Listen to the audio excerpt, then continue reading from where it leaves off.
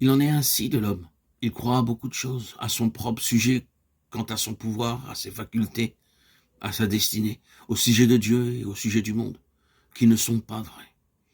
Il prend certaines choses pour d'autres. Mais il ne peut pas voir qu'il est séduit. Il est inutile de présenter des objets qui sont des réalités devant un aveugle et de lui dire de les voir. Et il est ridicule d'être surpris ou contrarié parce qu'il ne les voit pas. Ainsi les Écritures nous disent, l'homme naturel n'accueille point les choses qui sont de l'Esprit de Dieu. Il ne peut les comprendre. 1 Corinthiens 2,14.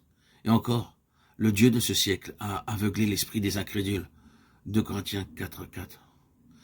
Maintenant, si nous remontons à la source de cet état de séduction, nous trouvons qu'elle a son origine dans l'âme.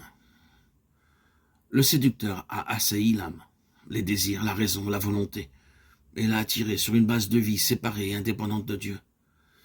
L'intention, c'était de posséder les choses en soi, dans l'ego, le moi, au lieu de les avoir en Dieu, dans la dépendance de lui. Après avoir réussi à entraîner l'homme à exalter le moi dans l'indépendance et la supériorité, il se saisit de l'homme comme d'un instrument désormais propre à ses desseins. L'homme cessa d'être conforme au dessein de Dieu, car sa nature elle-même fut changée. Cet homme, changé par sa complicité avec Satan, est un homme faux. Il n'est plus un homme vrai, selon la pensée de Dieu. Et il est maintenant en accord avec le faux royaume de Satan. L'histoire de l'homme, dans son état naturel, c'est l'histoire d'un mensonge, d'une nature fausse, d'une fausse attente, d'un faux espoir, d'une fausse foi et d'un monde faux. La fin de cet homme-là, de ce monde-là, est une déception triste et tragique. Avec l'aide d'un esprit qui, tout en existant encore, n'est plus en communion vivante avec Dieu, cet homme entrevoit, ou presque faiblement, quelque chose de plus quant à l'intention et au but de son être, que ce qu'il a pu saisir. Cela lui échappe, il ne peut pas entrer dans un réel contact avec cela. Et la vie le nargue ainsi, mais il cherche une satisfaction dans d'autres séductions et des illusions nouvelles. Il est ainsi une partie de la création de laquelle la parole de Dieu dit qu'elle a été assujettie à la vanité. Romains 8, 20.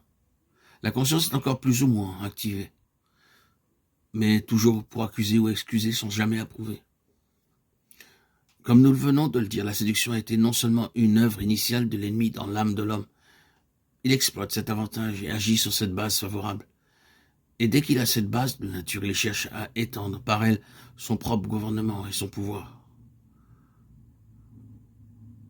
Plus sera forte la vie de l'âme chez une personne, plus grand sera son péril, et plus grand aussi sera l'avantage de Satan et des puissances mauvaises.